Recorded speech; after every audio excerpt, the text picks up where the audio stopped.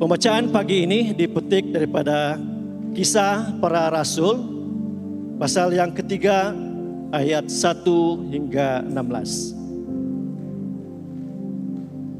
Pada suatu hari menjelang waktu sembahyang, yaitu pukul 3 petang, naiklah Petrus dan Yohanes ke bait Allah.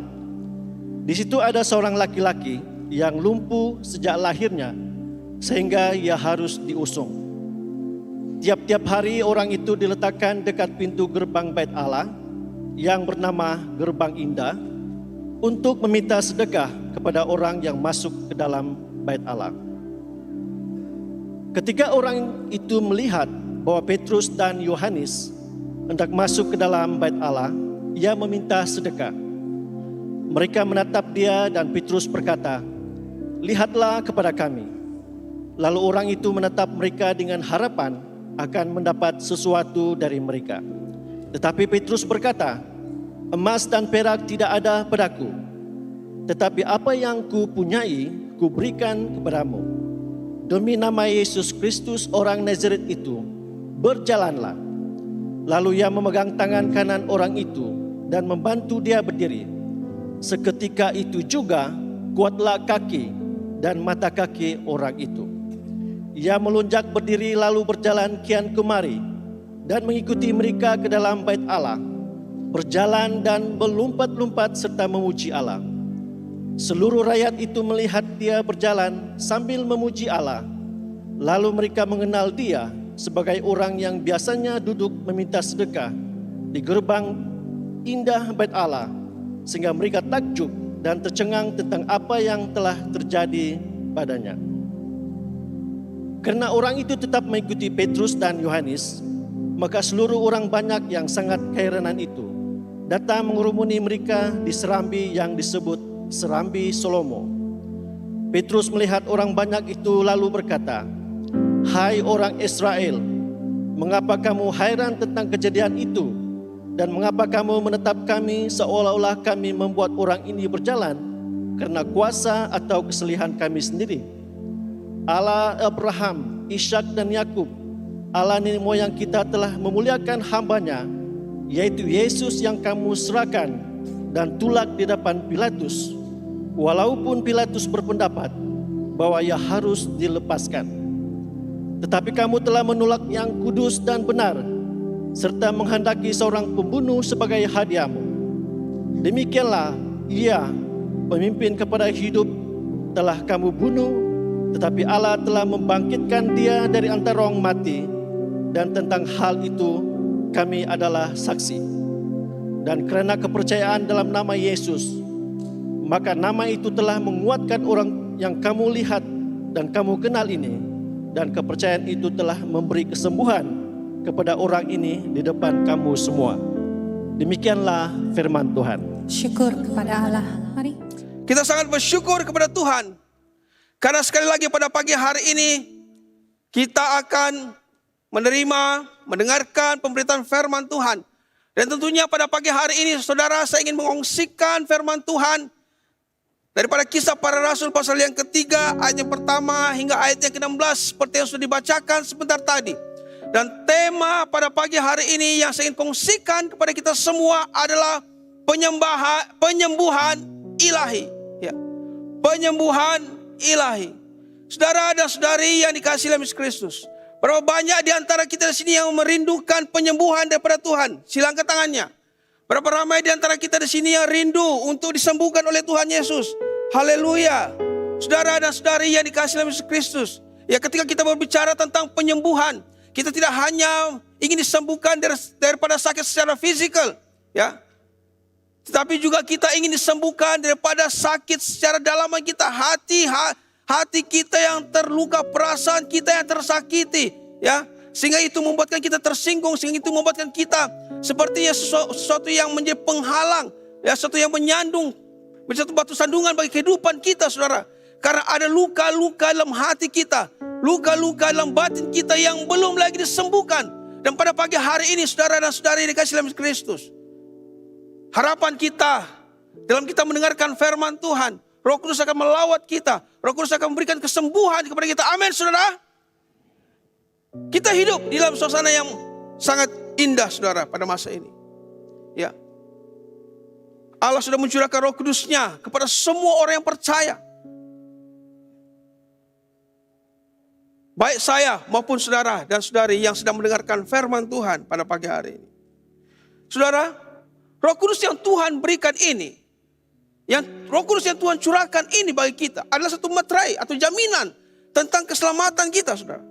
Yang bekerja dalam hidup kita dan apa yang kita alami di dalam hidup kita. Kalau kita belajar pada minggu lalu tentang potensi, kita juga akan dipakai oleh kuasa Tuhan.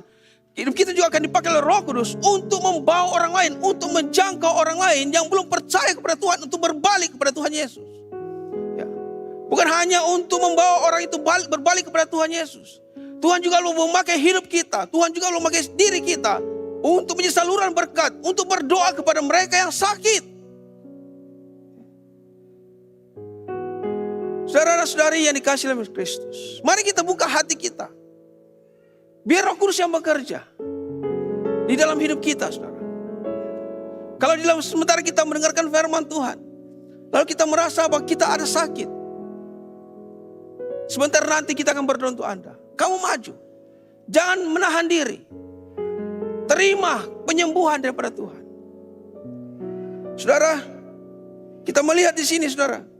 Kalau kita membaca Yohanes pasal yang ke-14, ayat yang ke-12 hingga ayat yang ke-14 dikatakan di sini, Yesus berjanji kepada murid-muridnya, "Aku berkata kepadamu, sesungguhnya barang siapa percaya kepadaku, ia akan melakukan pekerjaan-pekerjaan yang aku lakukan, bahkan pekerjaan-pekerjaan yang lebih besar daripada itu.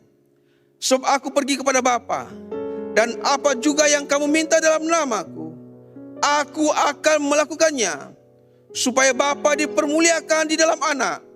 Jika kamu meminta sesuatu kepadaku dalam namaku, aku akan melakukannya." Amin. Semua katakan amin. Pada pagi hari ini, saudara, Alkitab mengatakan apa yang kamu minta. Apa yang kamu minta, saudara? Kalau kita berbicara tentang tema khotbah kita pada pagi hari ini, penyembuhan. Apa yang kita minta? Kesembuhan, pemulihan, penyegaran. Saudara, berdoa sekarang sementara mendengarkan firman Tuhan, supaya kita memiliki kesiapan untuk dilayani oleh Roh Kudus, untuk dilayani oleh Tuhan.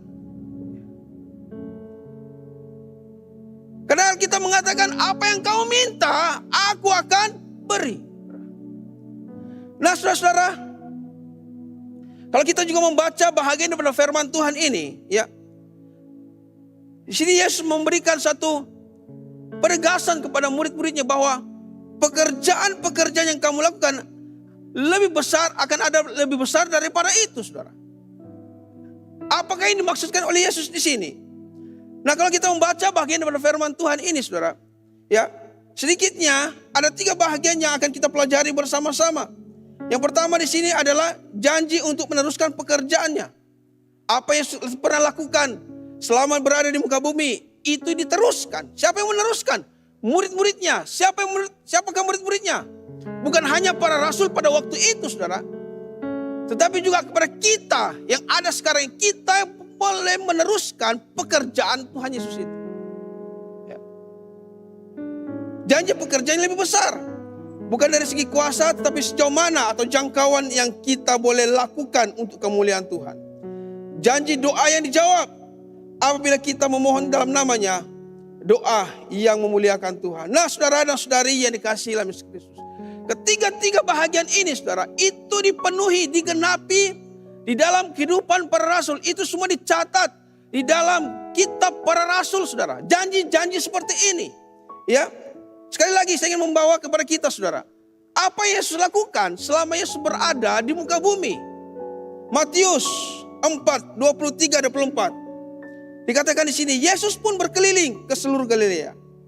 Ia mengajar dalam rumah-rumah ibadat dan memberitakan Injil Kerajaan Allah, serta melenyapkan segala penyakit dan kelemahan di antara bangsa itu. Maka tersiarlah berita tentang dia di seluruh Syria, dan dibawalah kepadanya semua orang yang buruk keadaannya, yang menderita pelbagai penyakit, dan sengsara, yang kerasukan, yang sakit ayan, dan yang lumpuh. Lalu Yesus menyembuhkan mereka. Perhatikan di sini, ternyata ketika Yesus berada di muka bumi, ada 3 perkara Yesus lakukan, yaitu memberitakan firman Tuhan, beritakan kabar baik pada setiap orang yang belum percaya, ya, pada orang-orang yang pada masa itu, ya, Yesus memberitakan kabar baik kepada mereka. Yang kedua, penyembuhan. Semua yang sakit, apapun penyakitnya, Yesus sembuhkan. Yang ketiga, pembebasan bagi mereka yang kerasukan setan. Yesus membebaskan mereka dari ikatan-ikatan kuasa kegelapan. Dan perkara ini, saudara, 3 perkara ini kita juga boleh lakukan. Karena inilah janji Tuhan bagi kita, ya, bahwa kita juga akan melakukan perkara-perkara yang besar. Saudara dan saudari yang dikasihi dalam Yesus Kristus, coba kita lihat. Ya, kita lihat di sini, saudara. Kalau kita membaca dalam Kisah Para Rasul, saudara, ya, di sini Lukas mencatatkan mengenai Petrus, ya, mengenai para rasul seperti Petrus atau Filipus, yang sekarang yang kemudiannya disusuli oleh Paulus dalam melakukan perkara-perkara yang sama seperti Yesus. Di sini saya akan memberikan 2 contoh, ya, bagaimana apa yang dimaksudkan dengan meneruskan pekerjaan yang dilakukan oleh Yesus sendiri. Di sini dalam Kisah Para Rasul, saudara, ada 2 pribadi yang kita boleh lihat. Yang pertama di sini Petrus, ya. Kalau kita membaca Kisah Rasul pasal yang kedua, Petrus memberitakan kabar baik tentang Yesus Kristus kepada orang ramai. Ya, dan sekali Petrus berkhotbah, berapa orang terima Tuhan? 3.000 orang, saudara. 3.000 orang. Ya. Dalam Kisah pasal 3, Petrus dan Yohanes menyembuhkan orang yang lumpuh. Perhatikan. Kisah pasal 3 juga, Petrus menghidupkan Tabita atau Dorcas daripada kematian. Dan Kisah pasal 5 ayat 14 hingga 16 dikatakan, dan makin lama makin bertambah jumlah orang yang percaya, perhatikan, kepada Tuhan, baik laki-laki maupun perempuan. Bahkan mereka membawa orang-orang sakit keluar ke jalan raya dan membaringkannya di atas balai-balai dan tilam, supaya apabila Petrus lewat, perhatikan, setidak-tidaknya bayangannya mengenai salah seorang dari mereka. Dan juga orang banyak dari kota-kota di sekitar Yerusalem datang berduyun-duyun, serta membawa orang-orang yang sakit dan orang-orang yang diganggu roh jahat, dan semua mereka disembuhkan.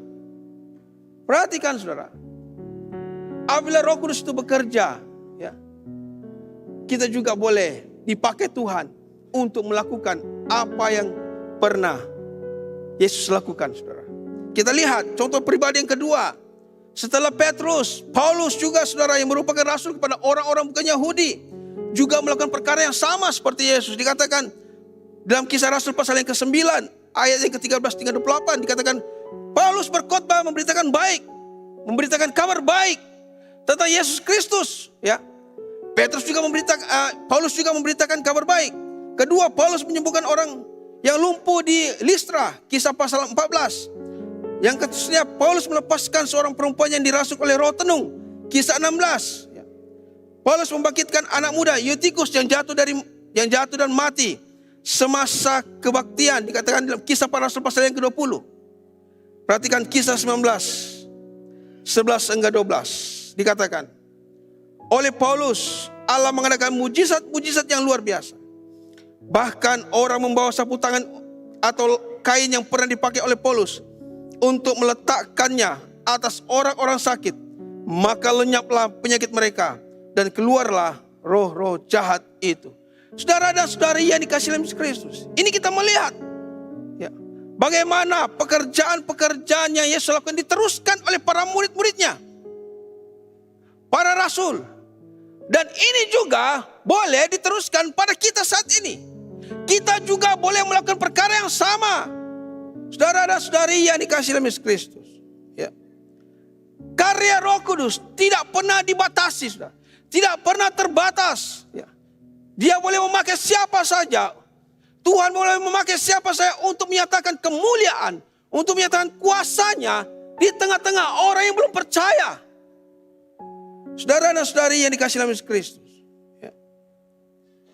Kalau kita membaca firman Tuhan, gambaran pekerjaan besar yang Yesus berikan, yang Yesus gambarkan di sini, saudara. Ya. Adalah memenuhi tentang jangkauan kita. Bagaimana kita menjangkau orang, membawa orang kepada Kristus. Bagaimana hidup kita itu dipakai oleh Tuhan untuk mendoakan orang yang sakit dan orang itu sembuh.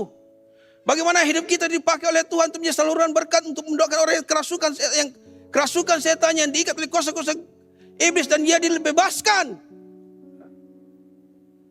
Saudara, kita melihat di sini. Inilah gambaran tentang pekerjaan yang besar. Sebagai seorang murid, saudara, kita tidak dapat melampaui apa yang pernah Yesus lakukan sebenarnya. Salah satu contoh yang kita tidak boleh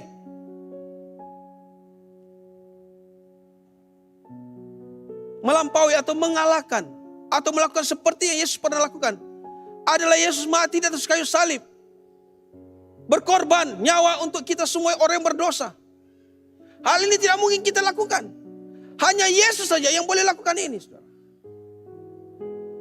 Tetapi kita melihat, saudara, apa yang Yesus lakukan, nyatakan tentang pekerjaan yang besar adalah bagaimana kita dipakai oleh Tuhan untuk membawa orang kepada Kristus. Amin, saudara. Saudara dan saudari yang dikasihi dalam Kristus. Jadi kunci daripada gambaran ini adalah mengenai namanya. Dan kuasa, yaitu Roh Kudus yang bekerja dalam hidup kita. Dan bagaimana tujuannya dipenuhi adalah untuk memuliakan Allah. Sekali lagi saudara dan saudari yang dikasihi dalam Kristus. Segala sesuatu yang kita alami dalam hidup kita, ketika kita sakit kita sembuh. Kita kekurangan kita mendapat satu berkat. Dan apa saja yang kita alami dalam hidup kita, saudara.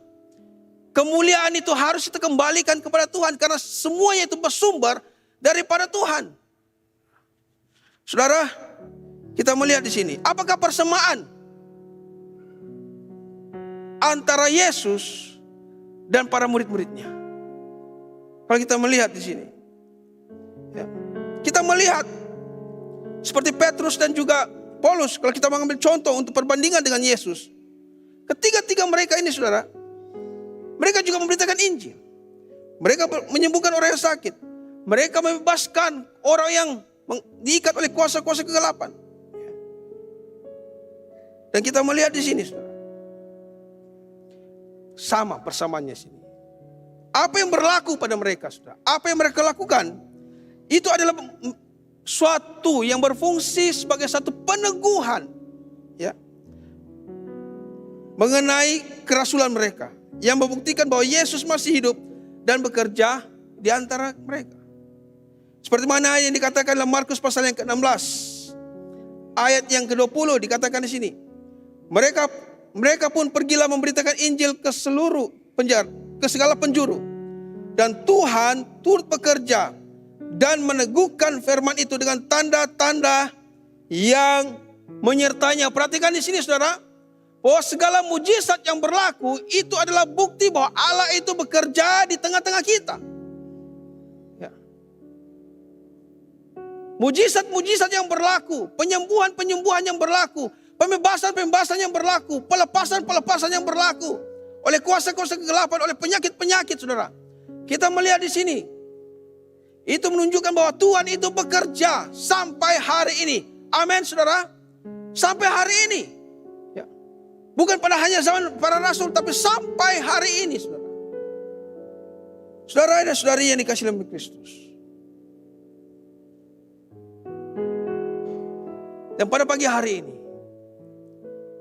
mengenai contoh-contoh yang sudah kita dengarkan sebentar tadi, saudara, saya ingin mengajak kita, membuka hati kita, menyelami firman Tuhan bersama-sama pada pagi hari ini. Khususnya yang akan kita pelajari sebentar nanti. Mengenai pembacaan Kisah Rasul pasal yang ketiga, ayat yang pertama hingga ayat yang ke-16. Saudara, kita melihat di sini apa yang berlaku di sini, saudara. Ketika Petrus dan Yohanes mereka pergi ke bait Allah, saudara. Lalu di tengah-tengah perjalanan mereka ke bait Allah, ya, ketika mereka sampai pintu gerbang bait Allah, saudara, dikatakan di situ ada seorang yang lumpuh Ada seorang yang lumpuh, duduk meminta-minta.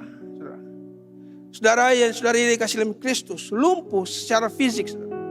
Ada ramai orang Kristen lumpuh secara rohani, tapi mereka tidak sadar, saudara. Saudara, ketika kita berbicara tentang penyembuhan ilahi, kita harus melihat tentang rohani kita, saudara. Kita harus memperhatikan rohani kita. Terkadang dalam kehidupan kita sepertinya sehat, kita sepertinya kuat, kita sepertinya tidak masalah. Tapi ternyata di sebaliknya itu kita lumpuh secara rohani. Dan kita perlukan penyembuhan. Apa yang berlaku kepada orang yang lumpuh ini, saudara? Kita melihat, saudara, seperti mana yang sudah dibacakan sebentar tadi. Ketika Petrus dan Yohanes pergi ke bait Allah dan mereka bertemu dengan orang lumpuh ini. Orang lumpuh ini meminta. Lalu perhatikan di sini. Petrus dan Yohanes itu menatap orang lumpuh itu. Dia menatap. Dia mengatakan apa? Emas dan perak tidak ada padaku. Tetapi apa yang kupunyai, kuberikan kepadamu. Apa yang dipunyai oleh Petrus dan Yohanes? Demi nama Yesus Kristus, orang Nazaret itu, berjalanlah. Haleluya. Tepuk tangan bagi Tuhan Yesus Kristus. Amin. Haleluya, haleluya. Kita rindu ini terjadi, saudara. Kita rindu ini berlaku pada hari ini. Jangan kita malu, saudara. Kalau kita tahu bahwa kita perlukan Yesus. Kalau kita tahu kita perlukan kesembuhan. Kalau kita tahu kita perlukan sesuatu yang membuatkan kita itu supaya sehat secara rohani, saudara. Bukan hanya secara fisikal, tapi rohani kita juga. Maka datanglah. Buka hati. Berserah kepada Tuhan. Minta, berdoa, saudara-saudara. Perhatikan, saudara. Petrus dan Yohanes, dia mengatakan apa? Emas dan perak tidak ada padaku, tapi yang kupunyai kuberikan kepadamu. Dalam nama Yesus Kristus, berjalan. Saudara, apa yang berlaku, saudara? Kalau kita membaca firman Tuhan sebentar tadi, kalau kita mengikuti pembacaan firman Tuhan sebentar tadi, penyembuhan yang dialami oleh orang lumpuh ini membuatkan berita itu sangat tersebar cepat, ya. Kalau dalam konteks kita sekarang, itu menjadi viral yang sangat cepat. Dan orang berduin-duin datang, bergegas-gegas datang kepada Petrus dan Yohanes. Dan mulai dari situ, saudara, Petrus memberitakan firman Tuhan. Saudara, apa yang Petrus ingin kongsikan kepada kita, kepada orang tersebut? Pada pagi hari ini ada dua perkara yang saya ingin kongsikan kepada kita semua. Yang pertama di sini adalah penyembuhan adalah melalui iman dalam Yesus Kristus. Katakan iman. Sekali lagi iman. Kisah pasal yang ketiga, ayat yang ke-16 dikatakan di sini.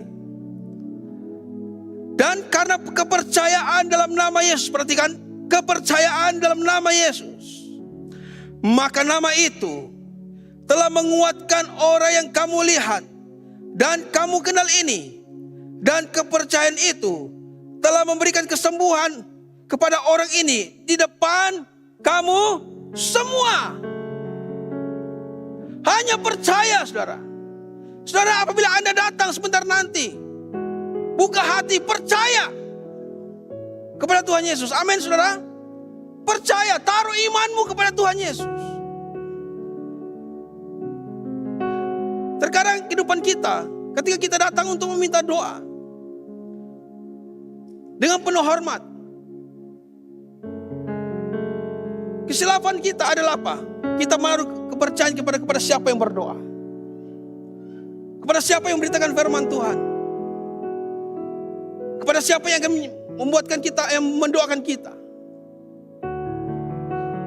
Itu sebabnya pada saat kita mau menerima lawatan daripada Allah, kita tidak dapat menerimanya karena apa? Karena kita menaruh iman kita kepada manusia, bukan kepada Tuhan.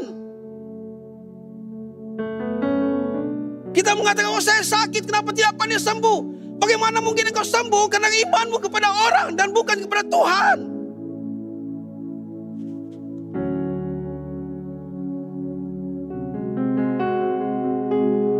Saudara, dengan penuh hormat terkadang kita hanya melihat, oh orang ini rupanya, oh ndaklah. Oh orang ini, ini orang dari luar. Hamba Tuhan dari luar. Bukan karena orang itu hamba Tuhan dari luar dan hamba Tuhan itu lokal, saudara. Bukan. Bukan itu masalahnya. Masalahnya, kita percaya Tuhan Yesus atau tidak.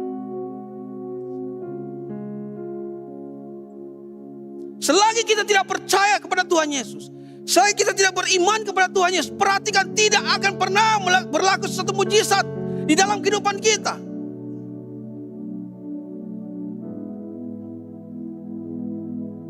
Karena kita salah menempati iman dalam Yesus Kristus. Karena itu saudara dan saudari yang dikasihi dalam Kristus, perhatikan apa yang dikatakan oleh Rasul Petrus di sini.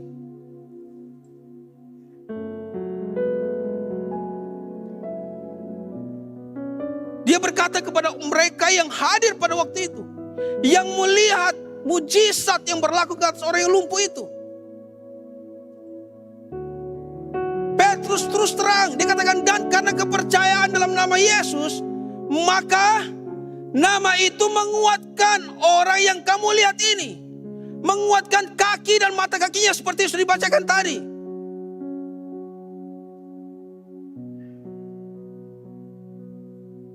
Petrus tidak mengatakan, oh saya yang menyembuhkan dia. Petrus dan Yohanes tidak mengatakan, oh karena kami yang berdoa, maka kami ya orang itu sembuh. Tidak, saudara. Perhatikan di sini. Karena kepercayaan dalam nama siapa? Nama siapa? Yesus. Berapa ramai di antara kita di sini percaya Tuhan Yesus? Sungguh-sungguh. Sungguh-sungguh. Kamu tanya diri kamu, saya sungguh-sungguh percaya. Saya sungguh-sungguh percaya. Haleluya. Berapa ramai di antara kita sini yang sakit dan mau sembuh? Yang sakit dan mau sembuh. Yang sakit mau sembuh. Yang mau sembuh. Sakit mau sembuh, serius. Saya tidak main-main sekarang. Yang sakit mau sembuh. Kamu percaya? Kamu percaya? Sekarang maju ke depan. Maju sekarang. Aku percaya. Ayo. Yang tadi angkat tangan mau sembuh, maju sekarang. Yang tadi angkat tangan mau sembuh, maju. Maju sekarang. Maju, yang angkat tangan, jangan takut. Jangan malu. Yang tadi mau sembuh, engkau maju sekarang. Kalau ada di antara sini, ibu apa anak kamu sakit. Anak kamu sakit, bawa. Anak kamu sakit, sakit apa saja, bawa. Bawa sekarang, haleluya. Tuhan ingin bekerja. Tuhan ingin bekerja kepada kita semua. Jangan pernah kita lewati kesempatan ini. Para pelayan, sebentar nanti tolong akan doakan. Yang sakit, engkau maju sekarang. Yang keperluan, mungkin di antara kita di sini bukan sakit secara fisikal, tapi kita sakit secara dalaman kita, batin kita terluka. Ya, kita tidak begitu marah jumpa seseorang sehingga kita begitu sakit sekali. Tidak boleh menahan perasaan. Kamu datang sekarang. Kalau kamu perlukan penyembuhan dalaman kamu, saudara. Haleluya. Kalau kamu perlukan dalaman kamu sembuh, apa saja. Mungkin kaki kamu sakit, mungkin ada di antara kita tangan kita sakit. Kamu datang sekarang. Anak-anak kamu sakit, kamu datang sekarang. Haleluya. Haleluya. Oh Tuhan Yesus, kami berdoa.